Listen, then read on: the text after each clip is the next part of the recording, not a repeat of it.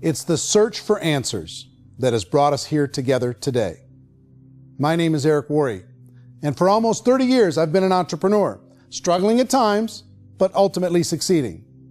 As a best-selling author, speaker, and business owner, I've spent my entire career helping millions of people around the world to become entrepreneurs. And I believe strongly that there is, in fact, a better way when it comes to how we make a living. The career landscape has changed dramatically, and many are still working in a model that is completely out of date. What worked for previous generations isn't working as well for people today. In this film, we're going to explore 3 important questions. First, what's really going on in our working world today? Second, in this new economy, is it better to become an entrepreneur, or is it safer to work for someone else? And third, if a person decides to become an entrepreneur and start their own business, how can they do it without taking on massive risk? To help in this journey, I've brought together some of the greatest experts and thought leaders in the field of entrepreneurship to share the real facts with you. My intention is to give you new information that will allow you to make choices that are not limited by an old, outdated model. Let's start by understanding what's going on in our working world today.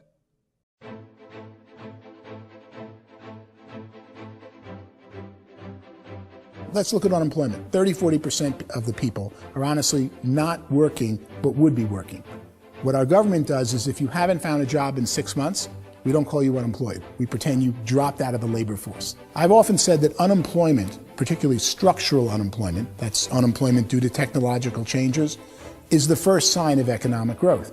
Think of it, 10 people live on an island. They go out every day and fish. One day, new technology shows up. A missionary brings them a net. Now, using the net, one pilots the boat, one throws the net. 2 fishermen can do all the work 10 used to. That's a 500% increase in productivity, 2 doing the work of 10, in one day. You don't have to learn a lot to learn how to throw a net instead of throw a fishing line. The island's got a big problem, 80% unemployment.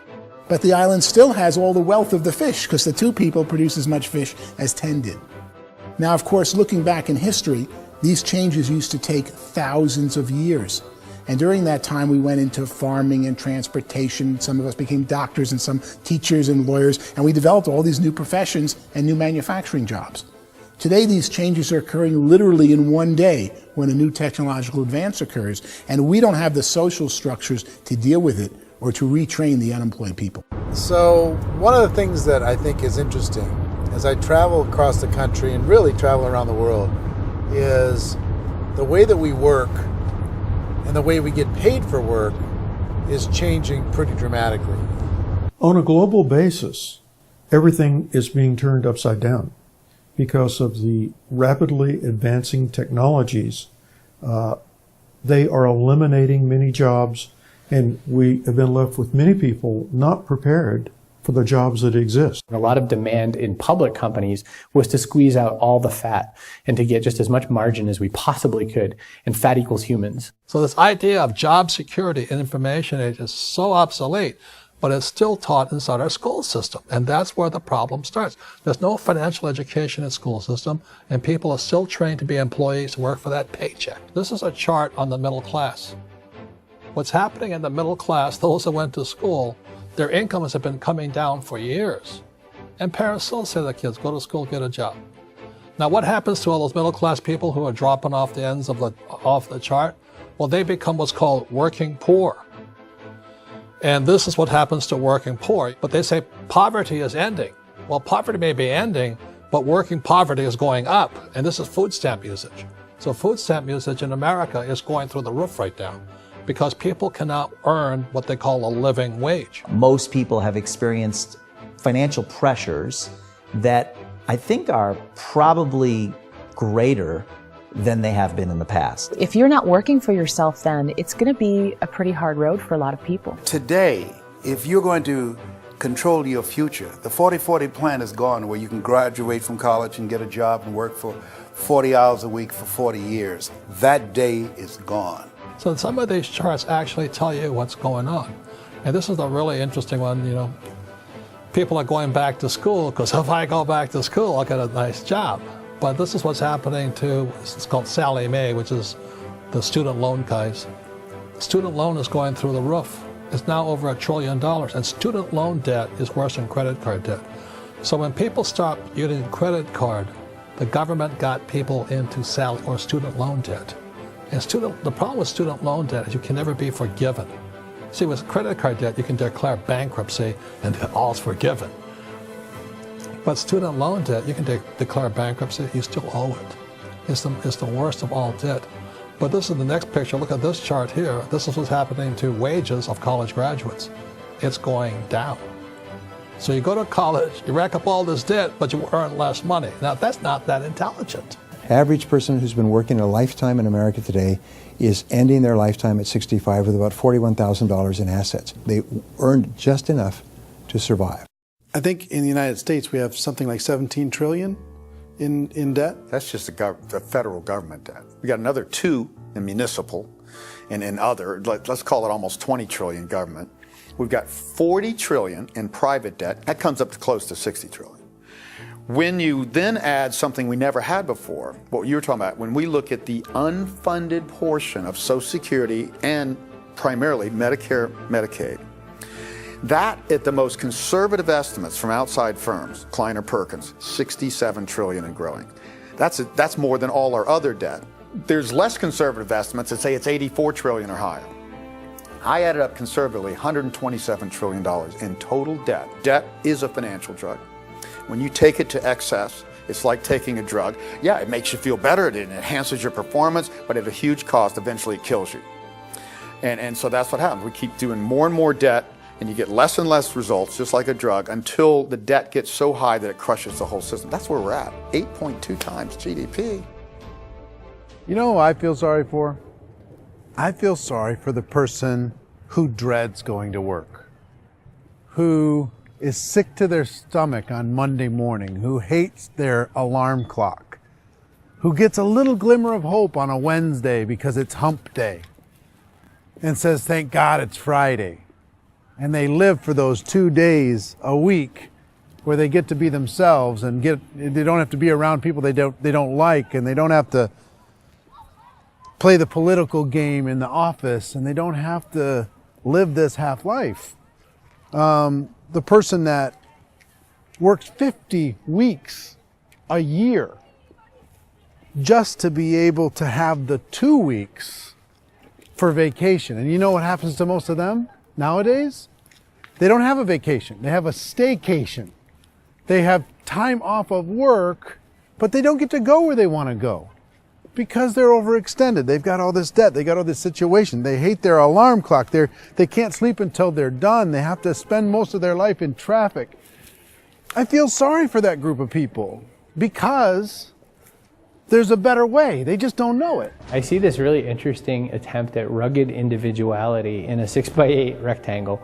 And I feel like you're all the same, except for the little push pins of the pictures. There's different pictures. Yours is named Jenny and his is named Sujara, but it's the same people. And this is how they are, and they're just like the zombies, and there's no joy in there, there's no fun. There's always like the wacky woman who decorates her cubicle, and that's the most she can do there. You got to give her credits, right? The wacky cubicle woman. The basis for their life is worry. I'm worried, you know, maybe I'll get fired. I'm worried maybe my company will go out of business. I'm worried I can't keep spinning the plates on paying the bills. I'm worried about how do I send my kids to college. I'm worried, what if the transmission of my car breaks? That's, you know, 2 or 3, I can't fix it. People live in a sea of worry, and it eats at them. Those signs that people held up during the Depression didn't say looking for gainful employment in a cubicle. It said looking for work. Work is what we're looking for. Job is just a unit of measurement. Work is what we're going after. It's time to look in the mirror and say, it's not the economy, it's my economy. It's my little world of where I am. I need to improve. I'm not going to wait for the economy to come back because, frankly, the economy is doing great in this country. So I'm here on Wall Street, the financial center of the universe, the financial capital of the world. This is where most people's money goes to at least be held for a time, right?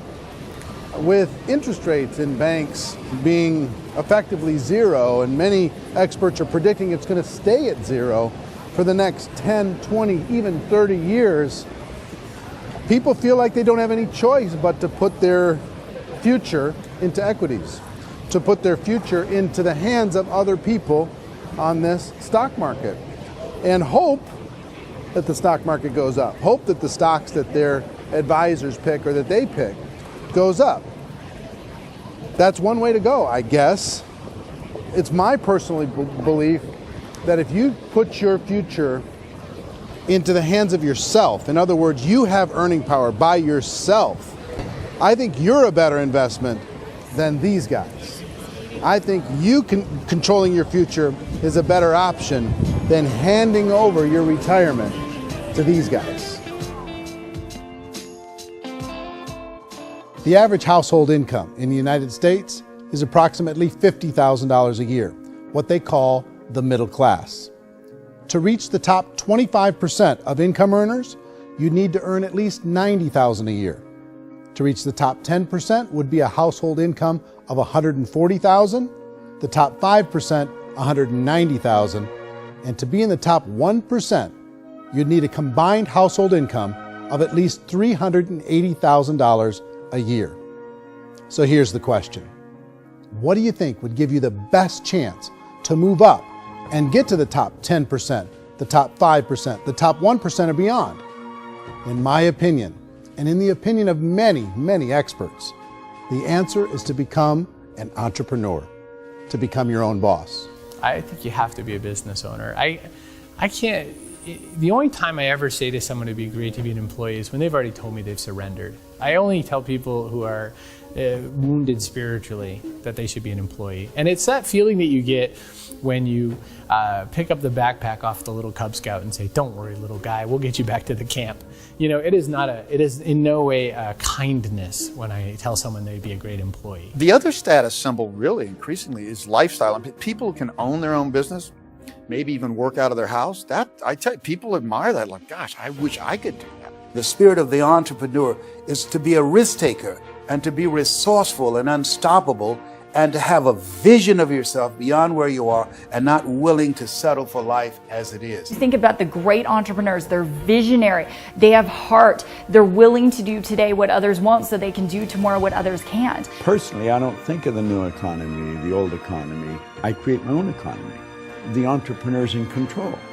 I decide what the economy is going to be like. In the world of entrepreneurship, there are no limits. You can make as much as you want, depending on how much you want to work and how smart you are and how great a team you put together. There's no more lifetime rewarding business than being an entrepreneur. Why in America, where anyone could be anything, would people want to give up their freedom and become effectively a modern-day slave, told shut up and be here every morning at 7:30, leave at 5:30, and do what I tell you?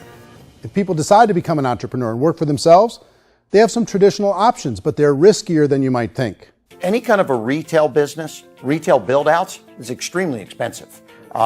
Even just these small little yogurt stores where they're putting little yogurt machines and you get all the different flavors, you're spending $200,000, $300,000, $400,000 to open a yogurt shop. I would love to buy a Dunkin' Donuts, but it's $500,000 or so to start.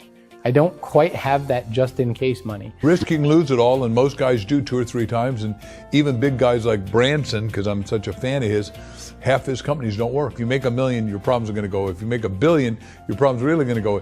Just the opposite. You and I know when you're making $1 million, you get $1 million responsibilities. You make $1 billion, you got 1,000 times $1 million responsibilities. And most people say, I'd love to be my own boss. 70% of Americans would love to be their own boss, according to recent polls.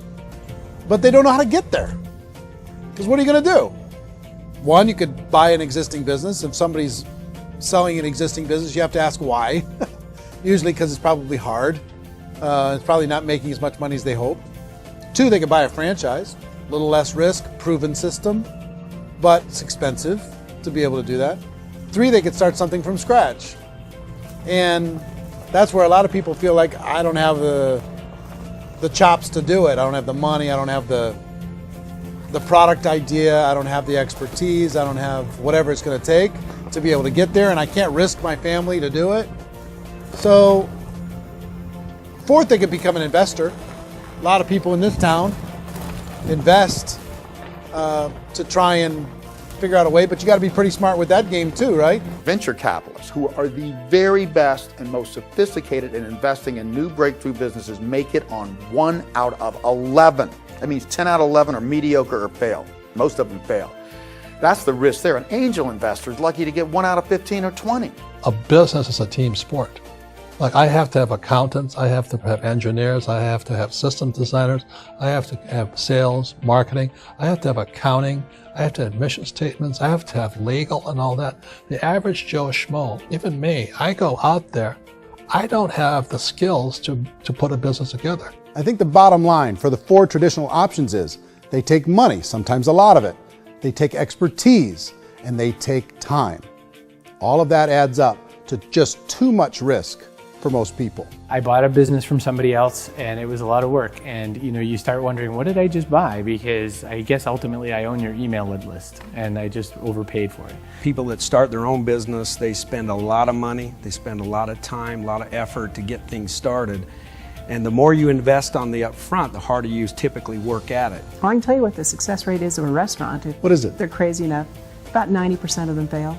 About 90%, in how quickly? Year less. Wow. And if we're talking non-franchise, we're talking franchise, Sure. That's totally different. Yeah. But our students aren't getting franchise restaurants. You got to invest big money. Exactly. And with someone like McDonald's, you've had to work with the company for a long period of time, really know the Even have a chance of investing $1 million. have a chance, and it's a slim chance. What if there was a way that you had all the proven aspects, the comfort aspects, and you could still control your own life? What if there was both? In other words, you didn't have to create everything from scratch. You didn't have to be a super leader. All you had to do, what if there was a proven product already? You didn't have to create the product. And there's a proven system already, proven training already. Everything except an employer. That was the only thing that you didn't have. Do you think more people would be open to working for themselves in that environment?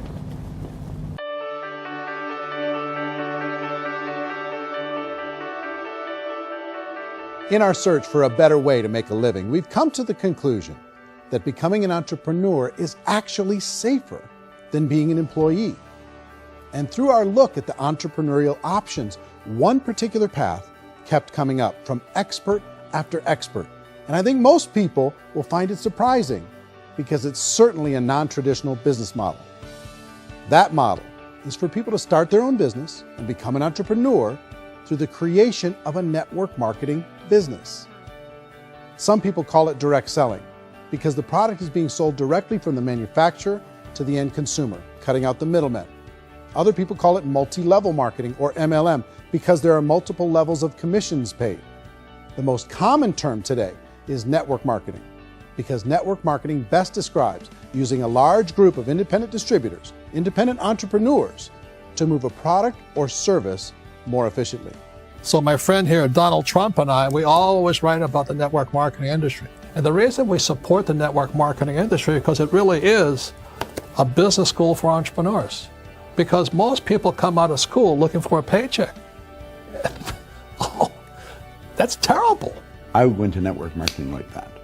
I think if it didn't exist, we should invent it. It is that good. I think direct selling is a great way to do business today. It's very easy to get into that industry, and you can be self-employed, be, in effect, an entrepreneur. When we see multi-billionaires adding network marketing companies to their portfolio of companies, that would be a clue. When we see people who are very famous authors and very famous business people endorsing the industry, that would be a clue. These network marketing companies aren't $50 million companies. They're billions and billions of dollars. They lead the stock market. They're major companies. When we're going to get it? You know, and you're going to school to work for a paycheck. But if you want to be rich, be an entrepreneur. And network marketing gives you the spirit to be an entrepreneur. A traditional company will spend up to 50% of their total revenue on marketing. Network marketing companies use a different approach. Instead of having all that extensive marketing expense, they utilize a network of independent distributors to do the marketing for them. Now, why do they do this? First, because word-of-mouth advertising is so much more effective today than traditional media advertising. Second, some products need to be explained or demonstrated and an independent salesperson can do that more effectively than an ad campaign. Third, it's completely efficient. The company only pays for the marketing of their product if a sale happens and not before. Imagine if Amazon allowed you to become an independent distributor and paid out 40% of its revenue to that distributor group. All you had to do as a distributor was recommend a product, and if a person bought it on Amazon, Amazon would take care of all the logistics and you'd get paid for bringing the customer. Now imagine you got paid for every purchase that customer made for the rest of their lives. Well, Amazon doesn't offer this option, but network marketing companies do. 85% of all buying decisions in our society are made as a result of word of mouth or reputation. We're recommending things to each other all the time. You know, who's your dentist? Who's your doctor? Who's your lawyer? What detergent, are you using? What legal system are you using? What product are you using? We're talking to each other about the things that we love anyway. When you go into a big box retailer, you're lucky if the clerk looks you in the eye, much less gives you any detailed or accurate information about what you're purchasing. So of course, this personal information, this education coming from a friend, a neighbor, a relative, or even a stranger, but one who has experience with the product is extraordinarily valuable. As a matter of fact, network marketing can educate consumers probably better than any other form of marketing. It certainly can do better than advertising, because advertising usually has a certain hype to it and you can only get limited information. So, network marketing trumps advertising. If you were a typical sales company and you wanted to sell $1 million a month worth of product, you might go find 100 superstar salespeople. The quota would be $10,000 a month. So network marketing as a distribution system just flips the numbers. So we use 10,000 happy, raving fans of a particular product, and we don't concern ourselves so much with how much product each one of them individually sells. If they sell just $100 or $200 a month, and there's 10,000 of them, you're selling $1 million to $2 million a month worth of product. And that's the best way I can explain how network marketing works. This is the marketing arm of the company. There's not money being wasted on bricks and mortar. There's not money being wasted on inventory that's sitting stagnant somewhere. There's not of employees standing around that don't have customers. These are people that are going to connect with customers. These companies allow people to become independent distributors for extremely low cost and with no minimum time or sales quota. Essentially, they own their own business and can provide as much or as little sales as they choose. In other words, the distributor gets all the benefits of traditional business ownership without the risk. The advantage of network marketing is the ease of entry, the low risk, and the low startup cost, because almost everything else has very high risk. You can get in for a minimal investment. You're buying into a system that's already been proven, products or services that have been proven to work. The keys to network marketing is providing an opportunity for the masses to get involved, providing an opportunity for the average person who doesn't have the resources to start their own business. All of this so far is fairly straightforward, but network marketing offers another benefit, and it's this benefit that makes it so interesting for entrepreneurs. Network marketing allows a distributor to build their own network of other distributors and then compensates them on the sales created by that entire group. Direct selling is, at its base, very simple. It's the sale of a product or service to an individual on a face-to-face, one-on-one basis, just the way we're talking right now.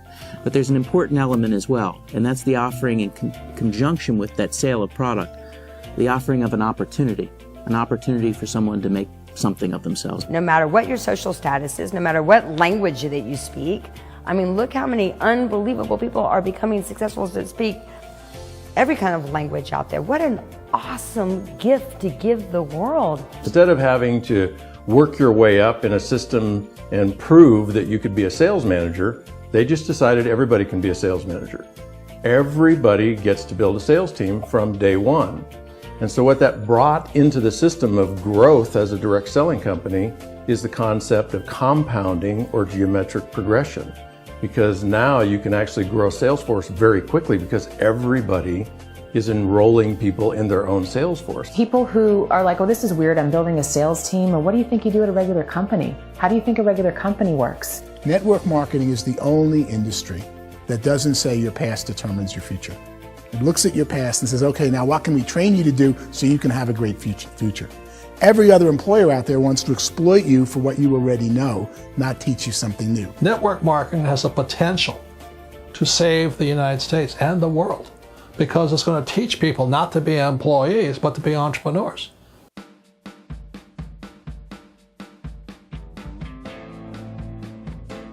According to the Direct Selling Association, if you add up all the network marketing companies around the world, they combine to do over $178 billion a year in retail sales. To give you an idea of how big that really is, the NFL, the National Football League, does approximately $9 billion a year. The music industry does a little more than $16 billion a year, and the movie industry does about $80 billion a year. Using a conservative average, network marketing companies pay their distributors about 40% of that $178 billion in the form of commissions, which adds up to more than $71 billion a year. That's almost $6 billion a month. It's almost $200 million in commissions every single day. So it's certainly working, and people are making serious money in network marketing. With the growth of the direct selling industry over the last 10, 15, 20 years, we've seen a broader understanding of the channel. We have seen more and more people getting involved in the business, so our penetration in the marketplace has increased, and thus the understanding in the marketplace of who we are has increased. And we've seen non-direct selling companies look at the direct selling model and say, something's going on there. People are making money. Companies are being profitable, individuals are being motivated, product is being delivered to market. Maybe we should explore this. Some people think only the people at the top make money. Well, let's take a look at that as well. In the network marketing profession, there are roughly 500 people in the world who earn over $1 million a year. If you round that number up to $2 million a year, that adds up to about $1 billion a year. That takes the $71 billion paid out each year down to $70 billion. So where does the rest of the money go?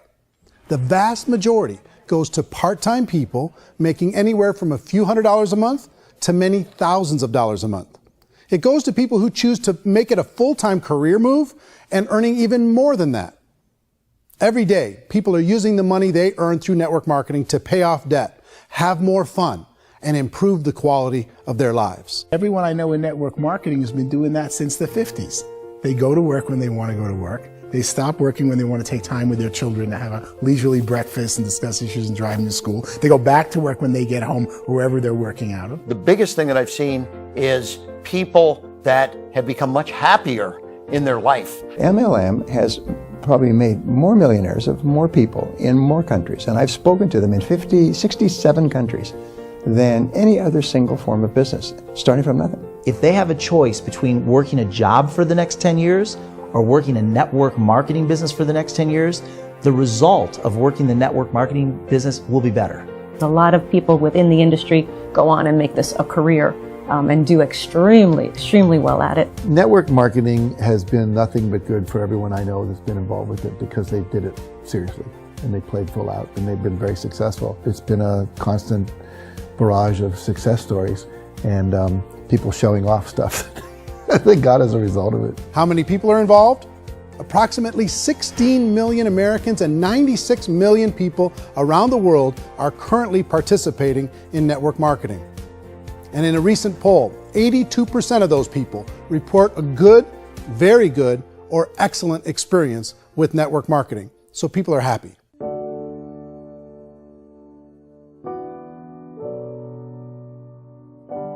So I've taken a look at the network marketing profession and really tried to understand why so many people are confused as to the validity of this as a business. One is this pyramid shape. People get really messed up with this pyramid. Oh, it's one of those pyramid things. So I just think there are a lot of haters out there who really don't understand the industry and say, oh, it's a get-rich-quick scheme. It's a pyramid. Well, corporate America is a pyramid scheme. You know what I mean? It goes like this. You have thousands of MBAs, let's say working for Ford or General Motors or Coca-Cola. If all these MBAs, they're all trying to get to here, that's a pyramid. Only one guy's going to make it. Every 10 years, one's going to make it. Whereas you look at network marketing, it's like this. So you're here, and your job is to develop other CEOs coming up behind you. So it's an inverse pyramid. In network marketing, it's a very simple concept. If you sell product, you get paid. It is paid based on production. There is no first mover's advantage. There is no investment component where the more somebody spends, the more they're entitled to make. So the two are polar opposites of each other. Doesn't matter what shape the company is or the compensation plan is shaped, whether it's a circle or a pyramid or a triangle or a trapezoid, it doesn't matter. If compensation is coming primarily from recruitment, then you've got a problem. On the other hand, if an operation is basing their compensation to participants on the basis of sales, even when those sales are generated by people you've recruited, well, then you're a perfectly legitimate enterprise. That's the legal test, it's the practical test. Another issue that's been true in the past that is no longer true now is people used to be in network marketing loaded up with products that they couldn't sell, and they ended up a loser. They ended up with a bunch of product in their garage, they ended up with a bunch of products sitting in their kitchen shelves or whatever, and they thought they could sell it, and then they weren't willing to or able to sell it, and they ended up with a bunch of stuff, and they were bitter about it. There was this thing called front loading where you had to buy, like, well, if you bought $25,000 worth of product, you got better commissions and all this. Today, it's almost all done by computer. It's direct mail, comes from a warehouse somewhere else. You don't have to have all this inventory. You don't have to stock up. It's a paperless world now. You know, most of it's done online. You have a back office. It really works. And I mean, the technology has changed everything. Third issue is people start talking about 99% of people in network marketing don't make any money. Well, we've talked about that over the course of this journey together. Almost $200 million a day is being paid out to network marketing distributors around the world. The naysayers, the people who say that it doesn't work, are usually the ones who just don't know how to make it work for themselves. And so they're giving you an opinion, and I tell people, don't confuse people's opinions with expertise, because opinions are free.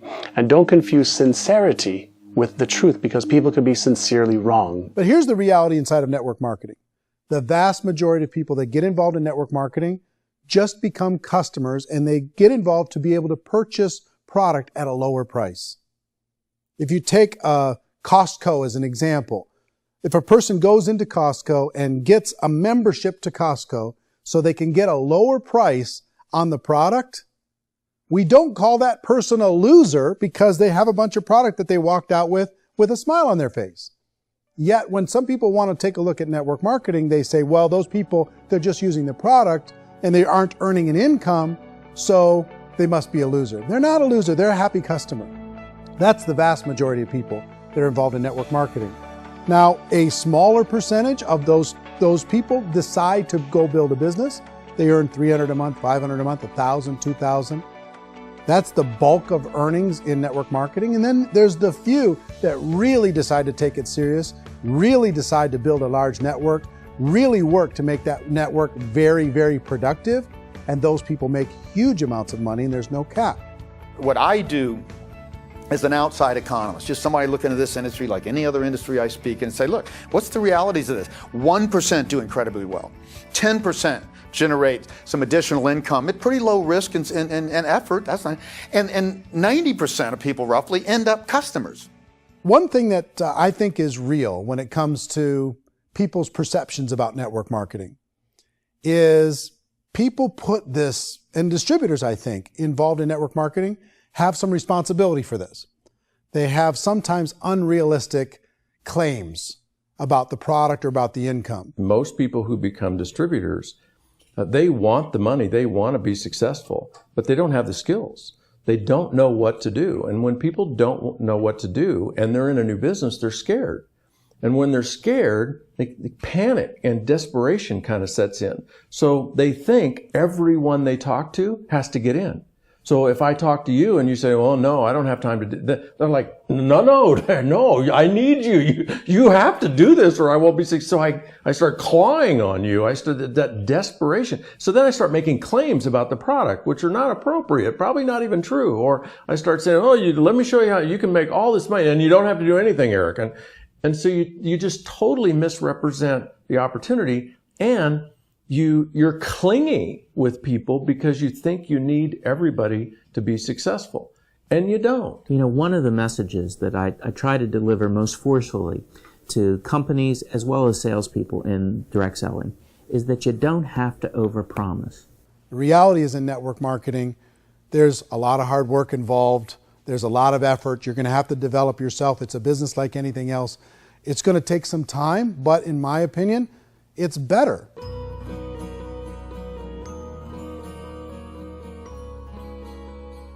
It's light years better for people starting today than it was even 5 years ago. I think it's more widely accepted now, and people understand it is a business. It is being an entrepreneur. It is being a business owner. Our belief system is based upon our evaluation of something, and frequently if we reevaluate a situation, our belief about that situation will change. The industry has changed and it's grown up. It's totally transformed. You've got young people today that have grown up with social media, and they understand networks. They understand how people are connected through technology, and they understand how money flows through those networks. So when they see network marketing, they don't see it the way their parents saw it. And we've all learned, the larger industry that you represent, has all learned from those mistakes and flaws and errors that have happened early on. Early algorithms didn't work the right way. That's all fixed. It's like when they design a computer program, they design the program, then they run it, and then they go back through and they debug it. The MLM industry has been debugged. This is the day of being virtual, being able to run a business from your mobile phone. I mean, it's incredible. Companies are getting smarter. They're implementing more consumer protections. They're implementing more compliance training. They're doing more with respect to product research. If you do get involved and you make purchases of inventory, even on a voluntary basis, if you decide that this business is not for you, you can leave and have that inventory repurchased by the company. There's no other business that offers that kind of protection on a voluntary, self-regulatory basis.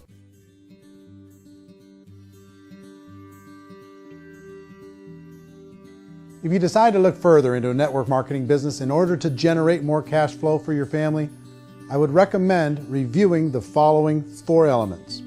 First is the product or service. And on the product or service, I would ask 5 important questions. 1, do you like it? Is it something you would feel comfortable sharing with others? 2, is there a recognized need in the marketplace?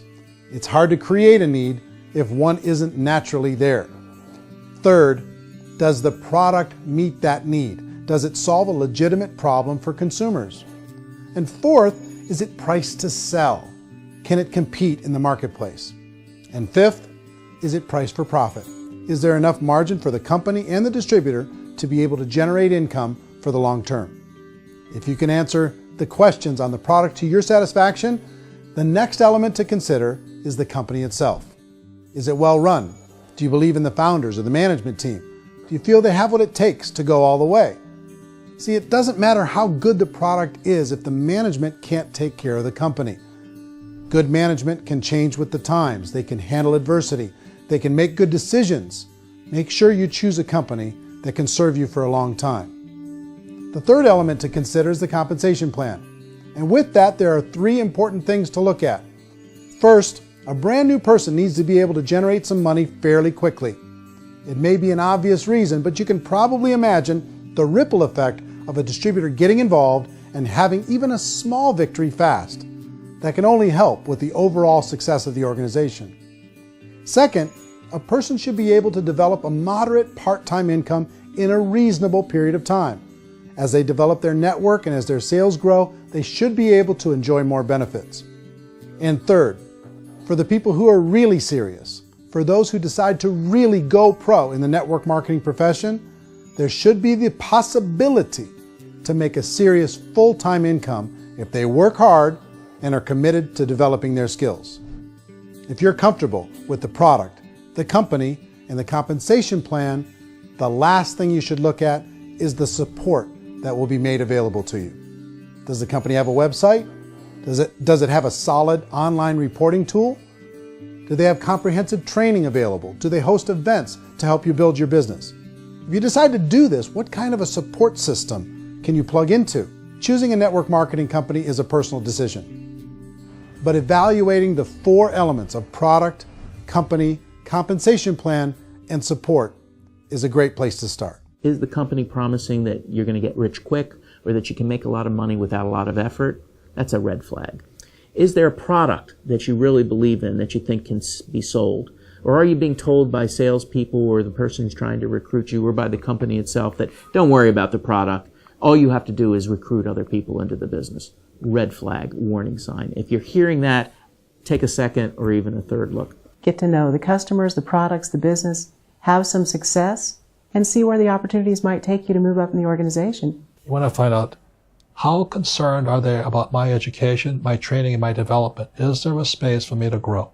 Most important question. Learn everything that you can about the product. Make sure it's something that you believe in, and learn everything you can about the industry and work that system. You have to be very passionate about whatever that company is doing. I would get involved. You can always test drive anything, you know, the product, the service, the community, and then lean into it a bit. If it feels good, then lean into it a lot. Behind me is the Lincoln Memorial. And this is a place where Martin Luther King Jr. had his famous "I Have a Dream" speech.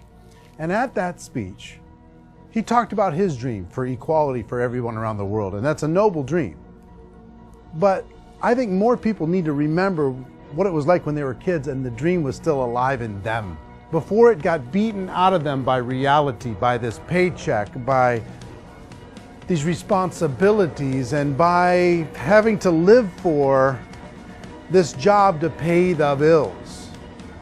I think people need to remember that, go back to that. Once they know that there's a better way, I think their future is going to be much brighter. They can live a better life.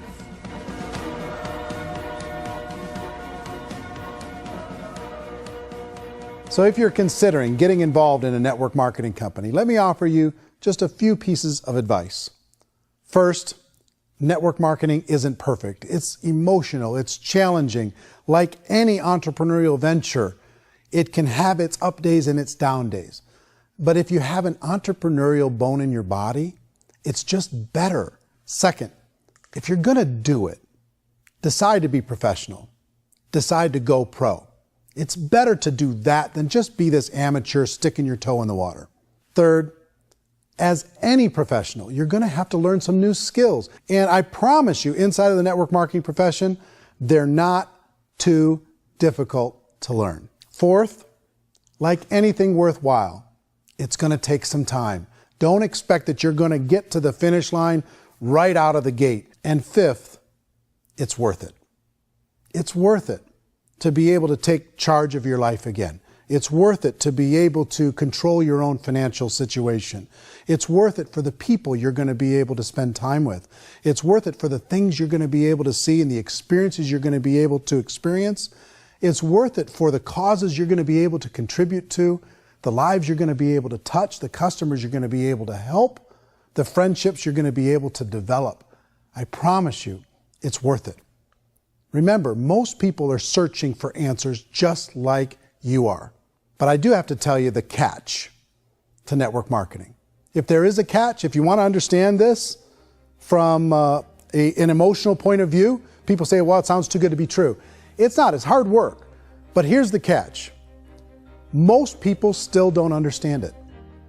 So you're going to have to endure the loss of social esteem from ignorant people. The uneducated will think less of you. Now, if you can handle that, you're on your way. If that's going to destroy you, you know what? Entrepreneurship in general probably isn't in your future. If you can face that catch, you can become unstoppable. I want everyone to really contemplate this if they're not in network marketing.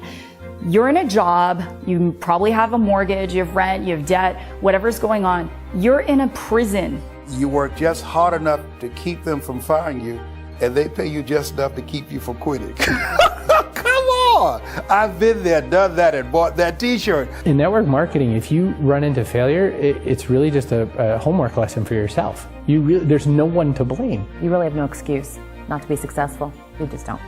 People don't want to hear that, but there's so much available to you. If you want to be a good network marketer, be a student to the people above you, be a fellow traveler to the people on the same level, and be a teacher to those below, and know when it's appropriate to do which. People who are not afraid of asking people to buy things or not afraid of persuading people with the chance they may say no. These people own the future. Nothing happens until something moves. So you got to go move, you got to go do something, or nothing's going to change in your life.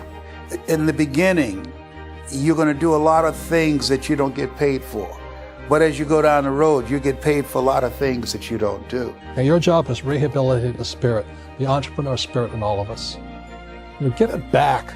Either give it a strong yes or a strong no, but no wishy-washy, dilly-dally stuff in the middle. There's dreams and there are nightmares, but I believe that the biggest nightmare of all is when you don't pursue your dream. You're going to see some monumental growth in this profession. It's an exciting, exciting time to be involved with the network marketing profession. The next 10 years, I see just exponential growth. When that tipping point comes, it's not a matter of asking somebody, have you ever heard about network marketing? You're really asking them, which company are you building your wealth in? We are here to fix the world, to improve relationships with other people, to improve other lives. And the real reward comes as an entrepreneur in any level from teaching somebody something and watching them soar. There is no greater reward.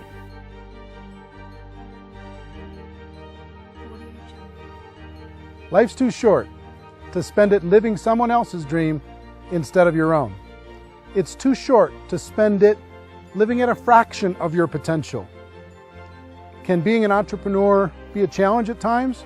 Sure. But here's what you get in exchange. It can be yours.